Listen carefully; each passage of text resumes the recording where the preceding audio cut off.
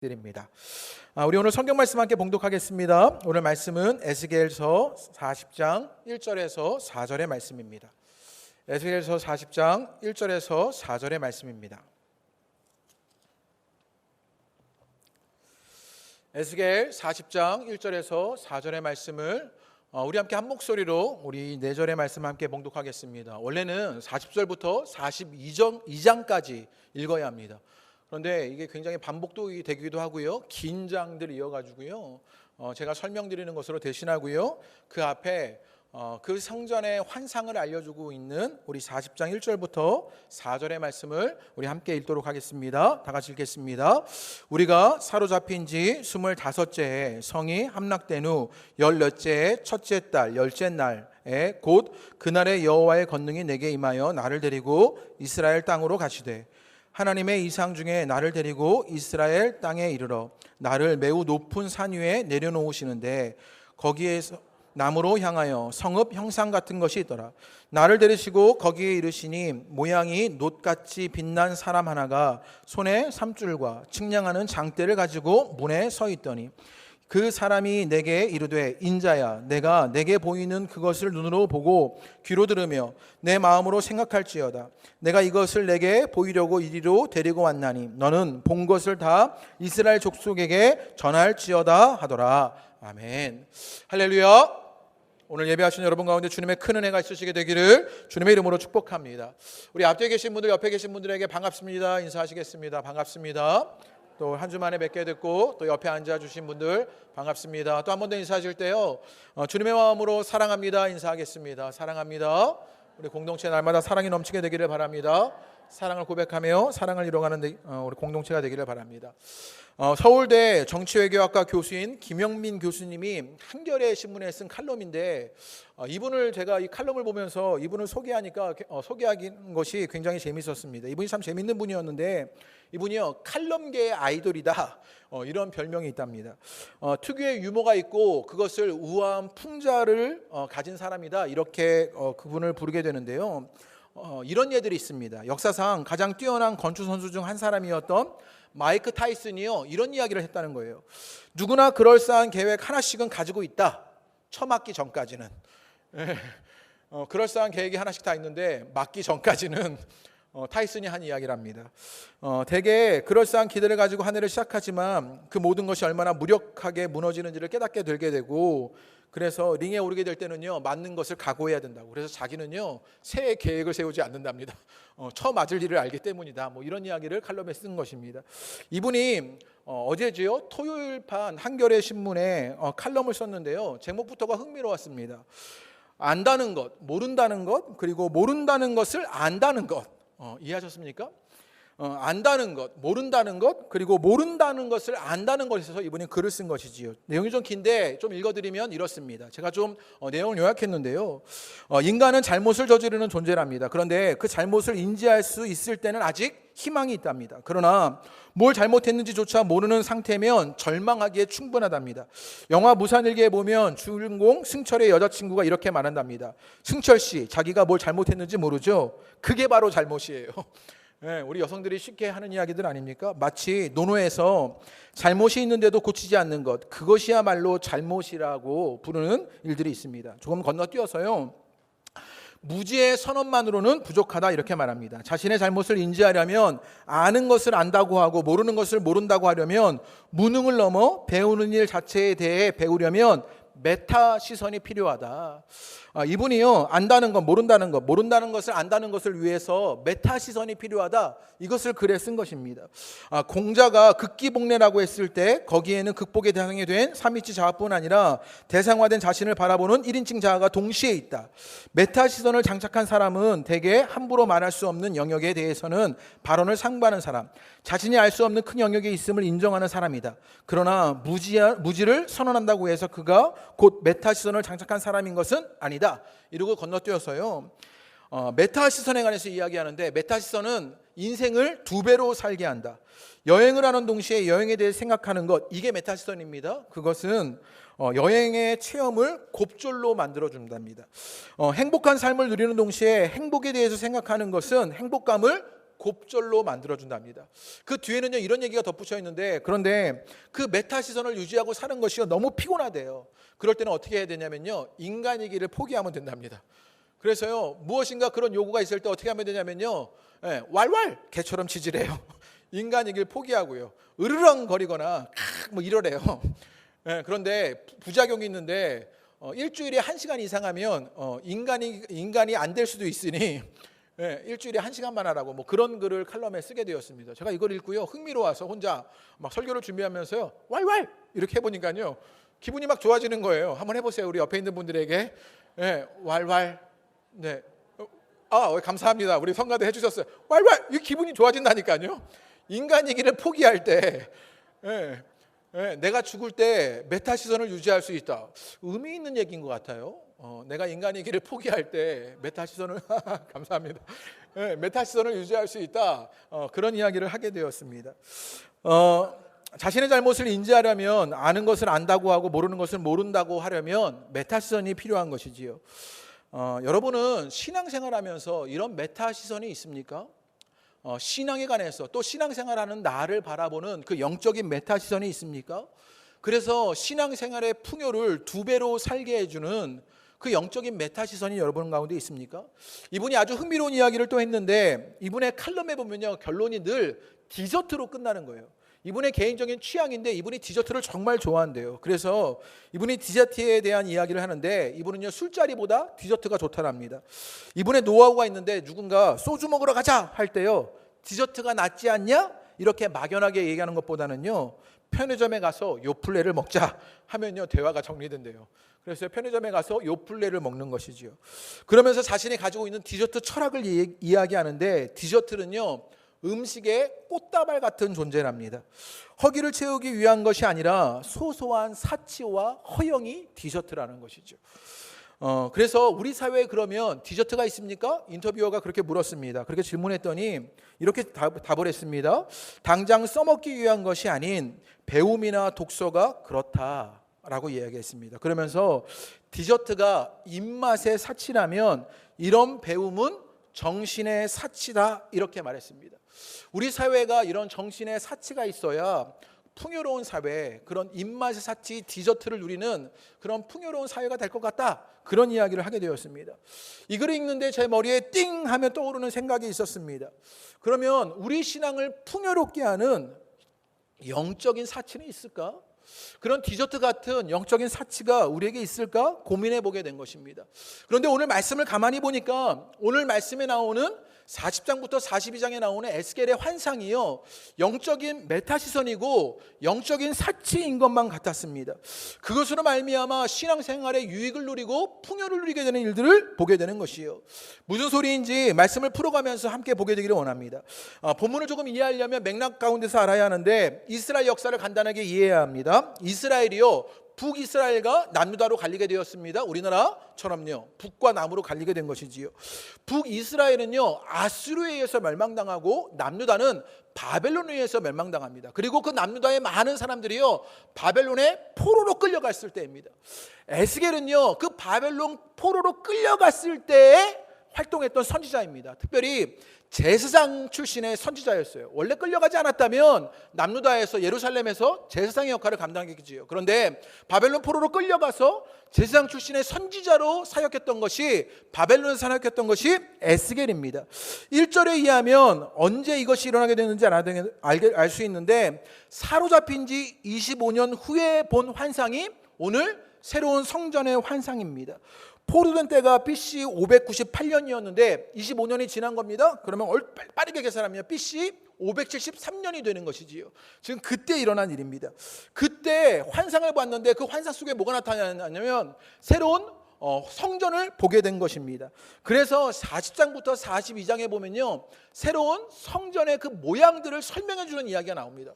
이왕이면요 좀 간단하게 잘 설명해 주면 좋을 것 같은데, 동문 막 설명하고요, 남문은 동문 같다 이렇게 간단하게 설명하면 좋은데요 반복적으로 나와요. 그래서 40장부터 42장을 다 읽으면 좋은데 굉장히 긴 시간이 할애될 것 같아서 읽지 못합니다. 그런데 오늘 말씀이요 이 새로운 성전의 환상으로 에스겔서가 마무리되는데요 40장부터 48장의 이야기가 이 성전의 이야기로 계속 이어져 가는데, 유대인들이요 30살까지 이 에스겔서 40장부터 48장의 말씀을요 읽혀주지 않았답니다. 왜냐하면 너무 어려웠기 때문에요. 오늘 말씀이 그래서 조금 어렵습니다. 가만히 보면 이게 어떤 의미인지를 해석하는 게 조금 쉽지 않아요. 그런데 말씀을 가만히 보면 알 수 있는데, 그래서 30살이 넘으면 이것을 읽게 했다는 거예요.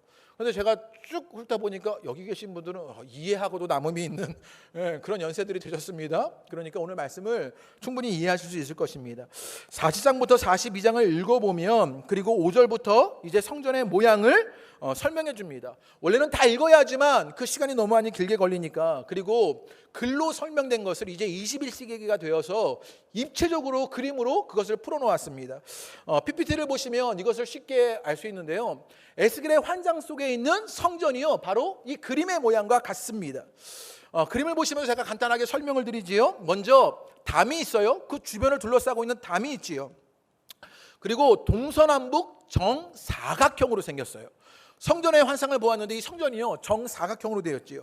한 면이요 250m예요. 그러니까 굉장히 긴 한 면을 가지고 있습니다. 그 담들이 있는데 높이가 3.3m 그리고 너비가 3.3m입니다. 그러니까 굉장히 두껍고 높은 담이 있었던 것이지요. 밖에 테두리로 보여지는 그 담을 이야기하는 것입니다. 문이 있었는데 보시면 제일 앞에 있는 문이요 동문, 남문, 북문 그렇게 있습니다. 서쪽에는요 뒤에는 문이 없지요. 왜냐하면 성소가 있었기 때문입니다. 그래서 서쪽에는 문이 없어요. 그래서 문이 3개가 있고요. 이 문은요 그림에서 보다시피 맨 앞에 있는 문입니다. 바깥문과 앞문이 있어요. 그리고 그 문들 사이를 문간이라고 말합니다. 그 문간의 길이가 무려 27.5m예요. 굉장히 길지요? 그리고 그 문간에는요 그림이 그려져 있는데 어떤 그림이 그려져 있냐면 종려나무 그림들이 그려져 있습니다. 그리고 동문, 남문, 북문으로 들어가려면 그 문을 올라가야 되는데요. 계단 7개가 있어요. 그 7개로 올라가면 터널처럼 된 문이 있었던 것이지요. 동문, 북문, 남문이 있어요. 그러면 그 문간을 터널처럼 27.5m를 지나가면 그 안에는 뭐가 있었냐면 뜰이 있었습니다. 보이는 저 야드가 뜰인데요. 바깥뜰이 있었고요. 또 문이 있지요. 그 안에가 안뜰입니다. 그래서 간단하게 바깥뜰과 안뜰로 나눠져 있습니다. 안뜰로 가려면 그 또 문이 있지요. 길게 나와 있는 그것이 문인데요. 그 문에 8계단을 타고 올라가면 그 문이 있습니다. 안으로 들어가면 성전이 있는데요. 성전은요 세로가 55m, 가로가 11m입니다. 성전의 3분의 2는 성소이고요. 3분의 1은 지성소입니다. 밑에 작게 그림에 나와 있는데 저 위에 가운데 제일 핵심되는 높은 곳에 있는 곳이 성소와 지성소를 말합니다. 그리고 성전 좌우에는요 방들이 있는데 제사장의 방들이고요. 또 성전 안에는요 벽화가 많이 있었는데 모두 어떤 그림이 있었냐면 종려나무 그림이 있습니다. 나중에 궁금하신 분들은요 유튜브에 에스겔 40장 쳐보세요. 그러면요 막 쫙 들어가는 입구부터 입체로요 쫙 보일 수 있게 3D로 막 만들어놨습니다. 그러니까 쉽게 이 에스겔의 환상 속에 있는 성전을 보실 수 있을 것입니다. 그렇게 종려나무 그림들이 있는데 이 종려나무는 무엇을 상징하냐면 생명과 풍요와 승리를 상징하는 것이 종려나무입니다. 성전을 비교해서 보여드릴 수 있는데 우리가 잘 알지요. 성전은요 솔로몬 성전이 있었고 스룹바벨 성전이 있었고 헤롯 성전이 있었습니다. 에스겔의 환상 속에 있었던 성전이요 제일 큰 저 정사각형 네모에 있는 검은색으로 되어 있는 것이 이 에스겔의 환상 속에 있는 성전이고요. 그 위에 파란색으로 되어 있는 성전이요 헤롯 성전입니다. 꽤 크지요? 스룹바벨 성전을 중축한 게 헤롯 성전이에요. 그리고 그 밑에 조그맣게 빨간색으로 있는 게 솔로몬 성전이에요. 그러니까 에스겔의 환상 속에 있는 성전이 얼마나 컸는지를 알겠죠. 그 옆에 또 조그맣게 있는 거 있죠. 이건 뭐냐면요 출애굽할 때 광야에서의 성막을 재현해 놓은 겁니다. 조만한 크기인 거예요. 그 밑에 녹색으로 된 건 뭐냐면요 아메리칸 풋볼 필드래요. 그러니까 미식축구하는 경기장이 조만했던 거예요. 그러니까 성전이요 엄청나게 크죠. 성전이 제가 대강 보니까 한 8배는 되는 것 같아요. 에스겔의 환상 속에 있는 성전이요 그런 8배의 큰 크기가 있습니다. 하나님은요 지금 에스겔에게 그런 여러 가지 담, 바깥들, 뭐 성전, 지성소 막 이런 거 너비, 크기 막 이런 걸 알려주시면서요 에스겔에게 성전의 환상 비전을 보여주십니다. 그러면 이것을 보여주신 의미가 무엇일까요? 왜 새 성전을 이렇게 알려주셨을까요? 이 환상 비전을 보여주는 때를 먼저 알 필요가 있는데 우리 40장 1절의 말씀을 한번 읽어보겠습니다. 40장 1절을 다 같이 읽어보시죠. 읽겠습니다. 시작. 성이 함락된 후 14째 첫째 달 열째 날에 곧 그날에 여호와의 권능이 내게 임하여 나를 데리고 이스라엘 땅으로 가시되, 구체적인 날이 등장합니다. 첫째 달 열째 날이다 이렇게 등장하지요. 이스라엘의 종교록으로 해석해서 조금 해석이 다양하긴 한데요, 집약해 보면 이렇습니다. 지금 이때는요 6월절을 앞두고 있는 대속죄일입니다. 이제 6월절이 곧 다가오고요, 그 앞에 속죄일을 앞두고 있는 것이죠. 그러면 6월절이 무엇이냐? 하나님이 출애굽했을 때 구원하셨다를 기억하는 때가 6월절입니다. 하나님을 바라보고 그렇게 하나님이 구원하실 때를 기억하는 시간이 되었을 때 뭐가 임했냐? 환상이 임하게 되었던 것이지요. 그때 에스겔의 상황과 이 바벨론 포로로 있었던 남유다의 상황을 이해할 필요가 있는데, 바벨론 포로로 끌려간 거예요. 그런데 지금 몇 년이 지났냐면 오늘 1절의 말씀에 25년이나 지나버린 것이지요. 그들의 마음속에 이전에는요 그런 기대가 있었습니다. 이제 하나님이 우리를 회복시키셔서 예루살렘으로 돌아가게 될 것이다. 그리고 성전이 다시 한번 세워질 것이다. 그런 기대를 하게 되었는데요, 25년이 지난 지금 돌아다 보니 어떤 일이 일어나게 되었냐? 예루살렘은요 완전히 함락되었고 성전은요 다 무너져 버리게 되었습니다. 한마디로 앞이 캄캄합니다. 희망이 없고요, 서글픈 현실이 되어버렸습니다. 그러면서 하나님은 어디 있는가? 사람들이요 탄식하고 있는 때였던 것이지요. 그런데 에스겔을 통해서 보여주는 환상 속에 이 성전의 모양을 잘 봐야 하는데, 이 성전을 보십시오. 성전을 보면요 좌우 균형이 딱딱 맞아 떨어져요. 그리고 대칭으로 되어 있습니다. 그리고요 정사각형 모양을 가지고 있어요. 아주 의미 있는데요, 비전으로 보여주는 성전의 환상이요 무엇을 의미하는 것이냐? 완벽하고 완전하다, 이것을 보여주려고 하는 것이에요. 이제 예수님께서 세우시는 성전은요 완벽하고 완전한 것이다, 그것을 알려주고 있는 것이지요. 비슷한 이야기가 요한계시록에도 등장하는데, 요한계시록에 보면요 새 예루살렘의 이야기가 있습니다. 그 새 예루살렘을요 알려주는데, 이제 새 하늘과 새 땅이 열리게 되고 새 예루살렘이 임하게 되었을 때 그 새 예루살렘의 모양을 계시록 21장에서 알려주는데, 우리 한번 읽어보겠습니다. 시작.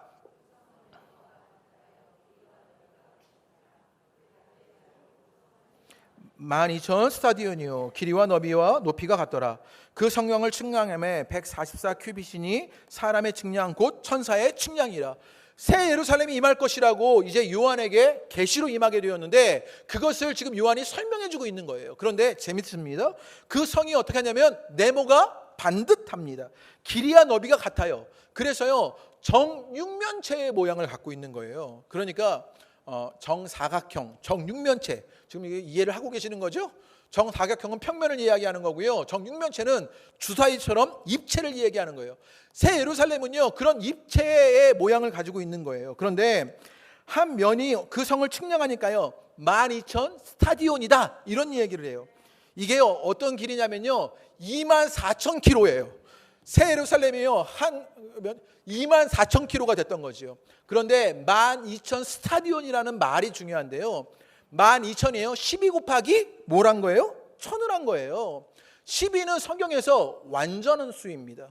그런데 1000은 많다예요. 완전히 많아진 것이에요. 그리고 그 뒤에 보면 뒤에 보면요 성곽을 측량하니까 몇 큐빗이에요?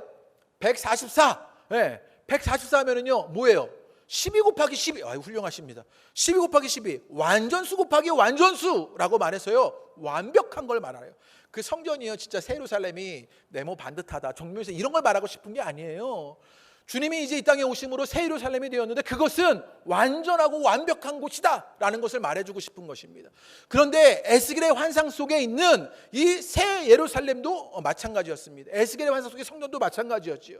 이것도요 뭐였어요? 완전하고 완벽하다는 걸 말하는 것입니다. 이것을 조금 풀어보면 이렇습니다. 지금 모든 것이 무너져 있어요. 앞이 캄캄합니다. 서글픈 현실 가운데 있습니다. 그런데 에스겔을 통해서 완전하고 완벽한 성전을 보게 되었던 것이지요. 하나님의 구원의 때를 기억하고 있습니다. 그것으로 주님을 바라보니까 하나님이 보여주시는 비전으로 알게 되는 것이 무엇이냐? 완전하고 완벽하게 일어나는 그 일들이 있다라는 것이에요. 여러분 가운데 이것이 보여지게 되기를 주님의 이름으로 축복합니다. 에스겔의 상황으로 이해하면요, 에스겔의 개인적인 입장에서 한번 생각해 보십시오. 나이가 점점 들어가고 있는데 에스겔은요 제사장 출신의 선지자였습니다. 예루살렘으로 돌아가서 제사장으로 일할 수 있는 그 꿈이요 다 사라져버리고 있습니다. 그런데 하나님의 환상 속에 환상이긴 하지만 한 번도 서보지 못한 그 웅장한 성전에 들어가게 되었고 그 성소에 서게 되었습니다. 에스겔이요 환상으로 그 꿈을 이루어내고 있는 것이지요. 영적인 메타 시선이 에스겔에게 열렸고 영적 사치의 풍요를 누리게 되고 있는 것을 보게 되는 것입니다. 현실은 비참하고 아픔이지만 주님이 주시는 비전을 통해서 그것으로 말미암아 위로를 얻고 힘을 얻게 되는 것이요, 완전하고 완벽한 그 성전이 일어나게 될 것이다 라고 알려주시는 것이요, 그 위로와 힘이 여러분 가운데 있게 되기를 주님의 이름으로 축복합니다. 이것을요 우리의 개인의 삶이나 교회에도 적용해 볼 수 있습니다. 개인의 삶도 너무나 서글프고 아프고 비참하고 힘듭니다. 그런데 우리가 하나님을 바라보고 그 구원의 일들을 기억하게 되었을 때 우리 가운데 주님의 비전, 환상이 생기게 됩니다. 그 비전과 환상으로 말미암아 우리 가운데 무엇이 주어지게 되느냐, 주님이 이제 완전하고 완벽하게 이루실 일들을 알게 되는 것이지요. 그것으로 말미암아 위로와 힘을 얻게 되는 것이요, 여러분 가정에 그리고 여러분 삶에 그 은혜의 일들이 일어나시게 되기를 주님의 이름으로 축복합니다. 교회도 마찬가지입니다. 교회를 바라보십시오. 우리 호사나 공동체가 금세 좋아질 줄만 알았습니다. 그런데요 점점 상황이 악화되는 것만 같지요. 한국 교회가요 조금 괜찮아지는 것 아닌가 그런 생각을 할 때가 있습니다. 그런데요 점점 더 골치 아파지는 일이 있지요. 우리 광훈이 형이 너무 힘들게 하는 것입니다. 그래서 한국 교회가 점점 더 서글퍼지는 일들이 일어나고 수많은 그리스도인들이 다 떠나가는 일들이 일어나는 것이 오늘날 한국교회 안에 있는 일 아닙니까? 희망이 없는 듯 싶습니다. 그럴 때 구원의 하나님을 기억하시기를 바랍니다. 하나님을 바라보시게 되기를 바랍니다. 그러자 주님이 보여주시는 완벽하고 완전한 성전을 보게 되는 것이지요. 비전이 열리는 것입니다. 그것으로 위로를 얻고 힘을 내게 되는 것이요, 그 은혜의 역사가 저 여러분 가운데 일어나시게 되기를 주님의 이름으로 축복합니다. 바울은요 그래서 이것을 뭐라고 말했냐면 고린도후서 1장 8절에서 10절의 말씀입니다. 다 같이 읽어보시지요. 시작. 형제들아, 환난을 너희가 모르기를 원치 않으니 힘에 겹도록 심한 고난을 당하여 살 소망까지 끊어지고, 바울이요 힘에 겹도록 여러분 심한 고난을 당하여서요 살 소망이 없다 이렇게 말했습니다. 그런데 바울이요 뭐라고 이야기하느냐, 우리 9절과 10절입니다. 시작. 이는 우리로 자기를 의지하지 말고 오직 죽은 자를 다시 살리시는 하나님만 의지하게 하심이라. 그가 이같이 큰 사망에서 우리를 건지셨고 또 건지실 것이라. 이후에도 건지시기를 그에게 바라노라. 뭐라고 말했냐면요, 사형 선고를 받은 줄 알고 라고 말했습니다. 그런데 오직 죽은 자를 달리 살리시는 하나님을 의지하게 하셨다. 하나님을 바라보는 것입니다. 그 주님을 기억하는 것입니다. 그러자 살 소망이 없는 그곳에서 우리를 건지셨고 건지실 것이며 이후에도 건지시기를 바라게 되는 힘과 여러분 위로를 얻게 되는 것이에요.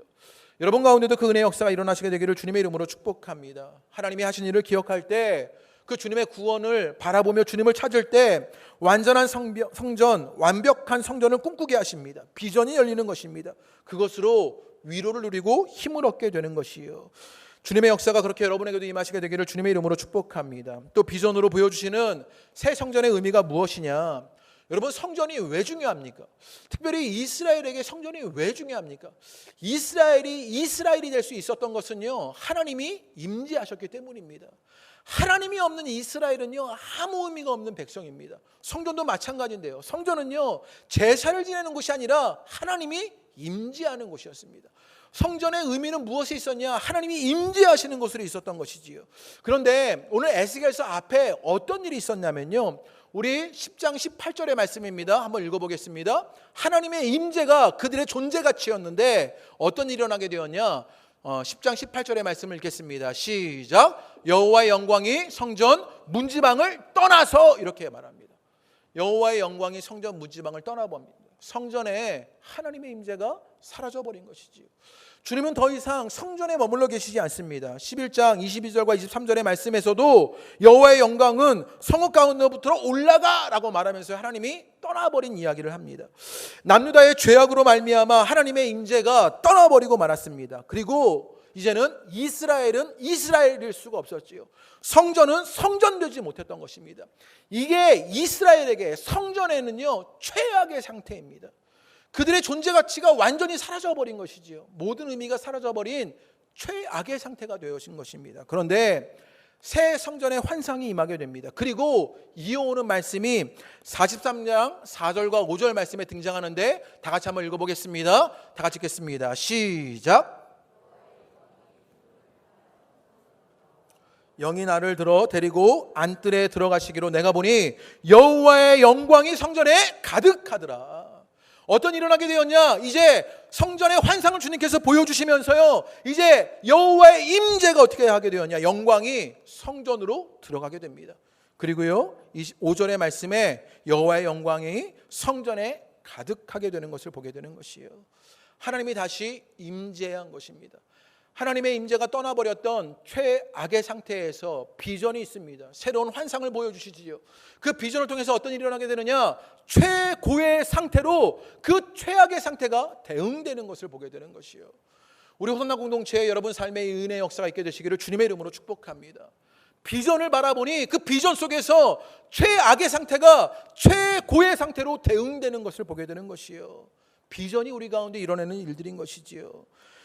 이제 하나님의 임재로 말미암아 그 은혜 역사가 일어나게 되는 것이요. 그렇게 우리에게 보여주시는 비전은 골짜기에 마른 뼈가 살아나듯 최악의 상태에 대응하는 최고의 상태가 되어지는 것입니다.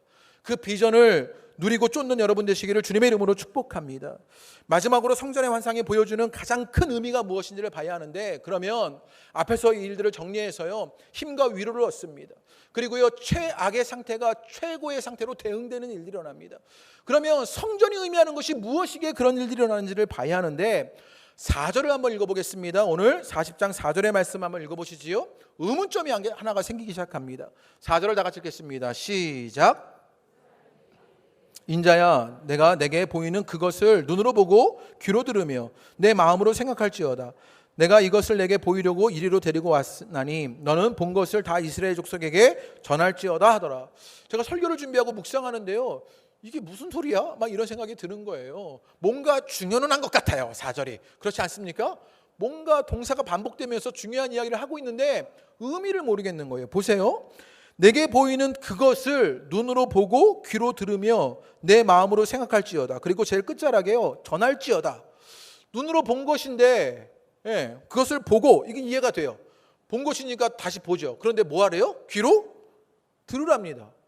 본 것을 어떻게 귀로 들어요? 환상을요 어떻게 귀로 들어요? 성전의 환상을 봤는데 막 벽돌을 막 두들기고요 막 이래서 귀로 듣습니까? 이게 무슨 의미일까요? 그것을요 마음에 생각하래요. 원어를 보면 두라의 의미가 있습니다. 그것을 마음에 품어라, 두라, 이런 의미가 있고요. 그것을 전하랍니다. 성전을요 전하래요. 어떻게 전하라는 말이냐? 라고 궁금해지기 시작하는 것이지요. 이것을 조금 설명해야 하는데 40장부터 42장을 보면요 성전을요 열심히 설명합니다. 그리고 그 측량까지 구체적으로 나옵니다. 크기가 어떤지. 그래서요 오늘 말씀해 보면 측량하는 자가 녹 같은 사람이 나타나서 측량하는 자를 가졌다. 그래서요 몇 센치인지 몇 미터인지 크기를요 정확하게 알려줘요. 그런데 아주 흥미로운 게 있어요. 성전을 말했을 때 그 앞에서 여러분 솔로몬 성전이나 성막을 말했을 때요 그런 재료들을 막 열심히 알려줘요. 그리고 명령이 나타나요. 뭐였냐면 만들라의 명령이 나타나요. 이렇게 만들어라, 이렇게 명령이 나타나요. 그런데 오늘 에스겔 40장에서 42장의 말씀에는요 그런 여러 가지 모형을 알려주고는요 만들라라는 소리가 없어요. 그러면 이 성전은요 물리적인 성전이 아니라는 것을 알게 되는 것이지요. 만드는 성전이 아니라는 것을 깨닫게 됩니다. 이 성전은 하나님이 직접 만드실 무엇이라는 것을 알게 되는 것이지요. 몇 가지 다른 성전, 아까 보여드렸던 헤롯 성전, 그리고 솔로몬의 성전, 스룹바벨 성전과 다른 점들을 봐야 하는데, 아까 성전에는요 다른 성전은 이방인의 뜰과 제사장의 뜰, 그렇게 구별되어 있는 어떤 그런 경계가 있었습니다. 그런데 지금 이 에스겔의 성전에는요 경계가 없는 거예요. 그냥 바깥뜰, 안뜰로요 사람을 구분짓지 않아요. 성전이요 사람을 구분짓지 않는 일들이 일어나기 시작합니다. 또요 성전 안에는요 무엇이 있어야 했냐면 떡상이 있어야 하고요, 금촛대가 있어야 하고 분향단이 있어야 합니다. 또 지성소에는요 언약궤가 있어요. 또 언약궤 안에 담겨진 것은 누군가를 예표하는 것들이었습니다. 그런데 그런 것들이요 아무것도 성전 안에, 성소 안에 여러분 들어가 있지 않은 것이에요. 그리고 성소에는요 지성소와 성소를 구분하는 무엇이 있어야 하면 휘장이 있어야 합니다. 그런데요 휘장이 없는 거예요. 오늘 에스겔의 환상 속에 나와 있는 것은요, 휘장이 없어요. 우리가 알고 있는 성경 지식을요, 지금 다 총동원하셔야 돼요. 그러면 이게 점점 한 것으로 이렇게 몰아가고 있는 일들을 알게 되죠. 성전의 벽화가 다 뭐로 되어 있다고 말씀드렸죠? 종려나무로 되어 있다고. 문에 딱 들어가는데요, 문에 뭐가 있냐면 종려나무가 있는 것이지요. 막 연상되고 상징되는 것들이 있지 않습니까? 성전에 들어가는 문마다 종려나무가 그려져 있습니다. 종려나무는 생명과 영광과 승리를 의미하는 것입니다. 우리가 아는 그분이 예루살렘에 들어갔을 때 사람들이요, 종려나무 그 가지를 흔들게 되었지요. 42장 20절 말씀에 보면요, 이런 구절이 있습니다. 그 성전의 환상을 바라보면서 이런 이야기를 하는데 우리 읽어보지요. 시작.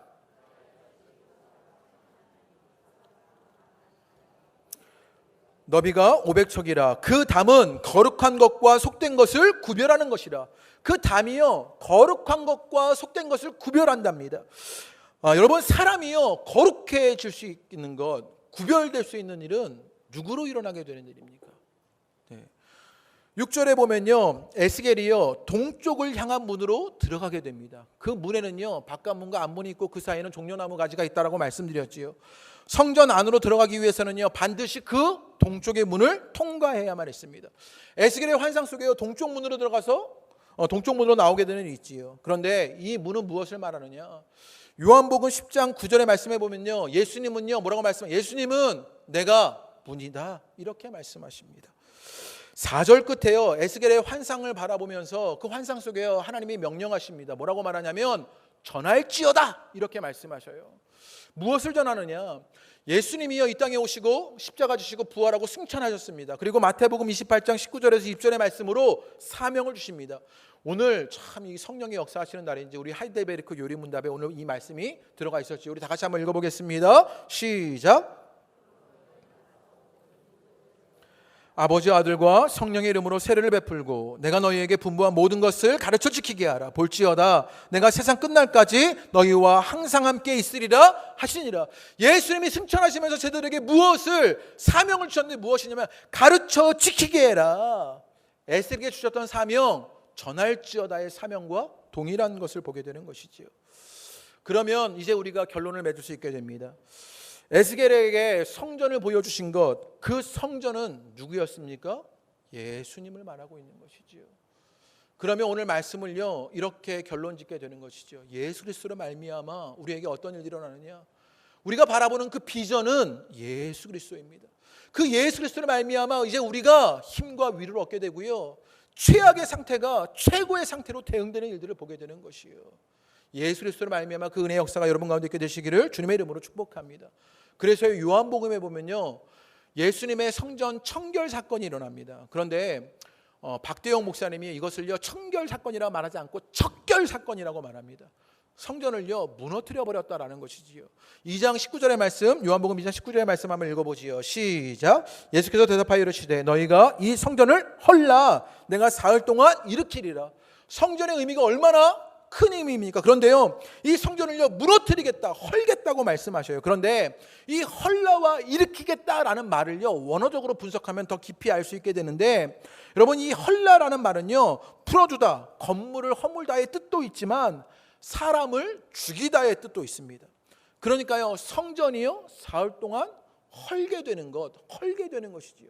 그리고 사흘 동안 일으키게 된다. 이 일으킨다는 말은요, 건물을 지어 올리다의 뜻으로 쓰는데, 공간복음, 마태복음, 마가복음, 누가복음에서는요, 건물을 일으키다의 뜻으로 쓰지 않고 예수님의 부활을 말할 때 이 단어를 썼습니다. 그러니까요, 지금 2장 19, 요한복음 2장 19절의 말씀은요, 헐고 일으키는 것은요, 예수님의 십자가와 부활을 말하고 있는 것이에요.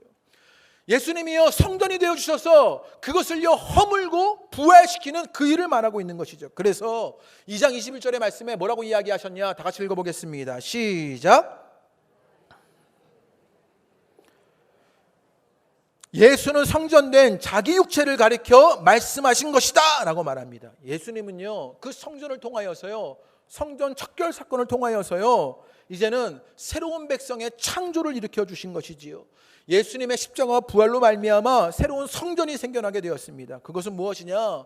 그 예수 그리스도를 믿는 공동체의 교회를 말하고 있는 것이요. 예수 그리스도로 말미암아, 성전된 예수 그리스도로 말미암아 교회되는 일들이 일어나게 되는 것이에요. 결국 에스겔의 환상은요, 물리적인 성전의 재건을 말하는 것이 아닙니다. 보이는 성전을 만들려고 한 것이 아니라 예수 그리스도를 통해서 하나님과 관계가 회복된 그 사람들, 교회를 말하고 있는 것이에요. 저 여러분 가운데 그 예수를 통한 하나님과의 관계가 회복된 그 성도로, 교회로 세워져가는 일들이, 그 비전이 여러분 가운데 열려지게 되기를 주님의 이름으로 축복합니다. 교회는요, 이 예수 그리스도의 비전이 있어야 하는 것이에요. 책에서 읽었던 내용인데요, 한 목사님의 지인이 음대 입시를 앞두고 열심히 연습했답니다. 반주 없이 불러야 했기에 자나깨나 노래를 외우고요, 불러 악보와 하나가 되는 수준으로 열심히 연습했습니다. 입시 날에도요, 순서를 기다리는 순간에 이어폰을 낀 채 카세트 테이프에 미리 녹음해둔 곡을요, 열심히 따라 불렀답니다. 그리고 시험이 되어서 음대 입시 가운데 막힘없이, 떨림없이 잘 노래를 불렀답니다. 그런데 심사위원의 표정이요, 떨떠름한 것이에요. 다시 한번 불러라 기회를 주더랍니다. 그리고 다시 불렀는데 심사위원의 표정들이 다시 굳어지더랍니다. 이번에는 심사위원이요, 피아노에 첫 음을 쳐두더니 다시 해보라고 했습니다. 그런데 그 음이 잘 귀에 들어오지 않더래요. 이전에 열심히 연습했던, 이어폰으로 카세트 테이프를 들었던 그 음에 맞춰서 다시 그대로 불렀답니다. 결과는 어떻게 됐느냐? 탈락이었답니다. 무엇이 문제였냐면 카세트의 건전지가 거의 닳아서 반음 떨어진 정도로 모는 채 열심히 따라 불렀던 것이지요. 네, 아주 열심히 그 카세트에 반음 떨어진 것을 따라 부르다가 입시에 떨어져 버린 것이지요. 오늘날 교회를 말하면서 이런 이야기를 합니다. 교회가 화려한 건물을 가지고 있는 것, 오케스트라와 웅장한 성가대가 있는 것, 탁월한 설교자가 있는 것, 그 교회를 채운 교인들이 있는 것, 전문적인 찬양 사역자들이 있는 것, 귀청이 찢어질 듯한 기도가 일어나고 있는 것, 분주한 사람들이 있는 것, 예배의 실황이 중계가 되는 것. 그런데 예수님이 계시지 않는다면, 그 세상전에 예수님이 계시지 않는다면 그것이 교회가 되겠냐라고 묻고 있는 것입니다. 오늘날 우리의 모습을 돌아봐야 하는 것 아닙니까? 우리 시대에 교회를 어렵게 하고 변절시키는 것은 열정이 부족해서가 아닙니다. 느린 성장 때문에, 혹은 근사한 건물이 없어서, 찬양 전문가가 없어서가 아닙니다.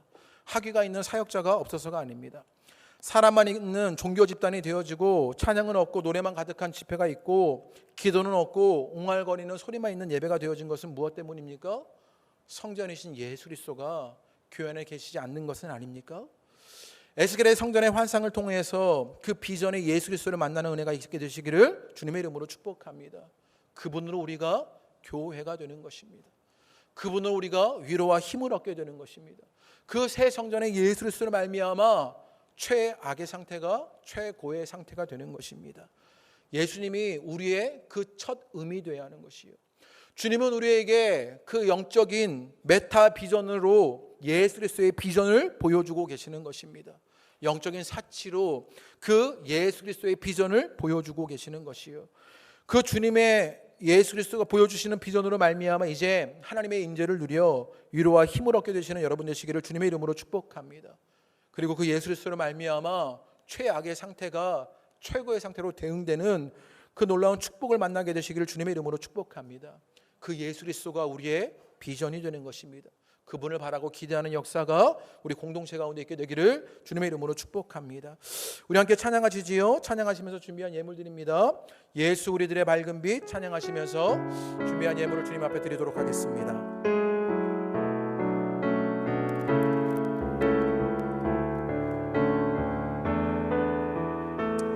예수 우리들의 밝은 빛, 예수 우리들의 밝은 빛, 예수 그리스도가 우리의 비전이 되십니다. 은혜와 긍휼을 베푸시